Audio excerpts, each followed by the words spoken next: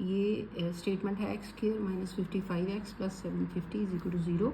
तो roots of quadratic equation ढूंढने हैं, तो इसके फैक्टर सबसे पहले जो एक्स वाली ये होती है क्या कहते हैं टर्म, इसके हम क्या निकालते हैं फैक्टर मतलब दो ऐसी टर्म्स, आपको हर बार बताती हूँ, दो ऐसे नंबर ढूंढने हैं जिसको या तो प्लस करो या माइनस करो।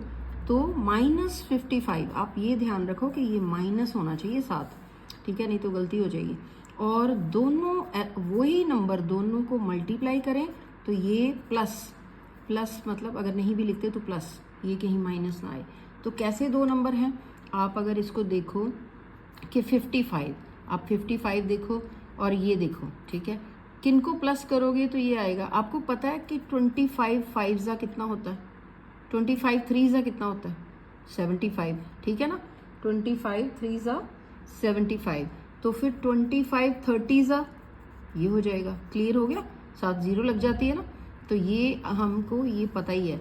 तो फिर हम इसके ये दोनों को प्लस करेंगे तो क्या आएगा 55, लेकिन नहीं, दोनों को प्लस करेंगे तो क्या आएगा 55, और फिर यहाँ हमें तो -55 चाहिए, ये गलत हो जाएगा आपका। तो फिर -55 कैसे आएगा, -25 -30 इज इक्वल टू -55, क्योंकि माइनस माइनस प्लस का सम होता है, साइन माइनस का होता है। तो हमें ये गलती हो जाएगी अगर आप ये लिखोगे, ठीक है।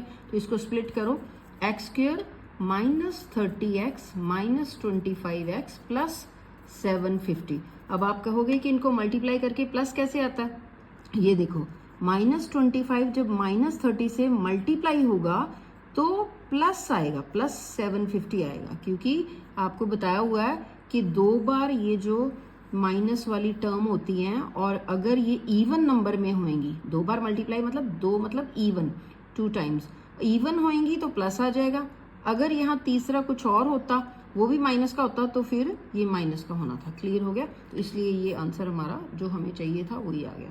अब इसको आप देखो रीअरेंज कर लो, तो रीअरेंज करेंगे, रीअरेंज करने की ज़रूरत नहीं है, ठीक है। तो फिर x कॉमन इन दोनों में से, x -30 माइनस यहाँ पे 25 कॉमन, x -30। आप कहोगे ये x -30 क्यों आया, क्योंकि यहाँ पे माइनस है तो ब्रैकेट में डालते हैं, जब ब्रैकेट खोलते हैं ना तो फिर ये देखो इससे मल्टीप्लाई होगा 25x, और यहाँ पे फिर प्लस हो जाएगा, फिर ये आ जाएगा, इसके साथ मल्टीप्लाई कर देंगे। तो अब ये सेम आ गया, इधर हमने चेंज किया, अगर यहाँ माइनस होता तो यहाँ प्लस हो जाना था, ठीक है। तो x -30 और यहाँ x -25 इज इक्वल टू 0, इधर दिस इज 0 और this is 0। In this case x is equal to 30, in this case x is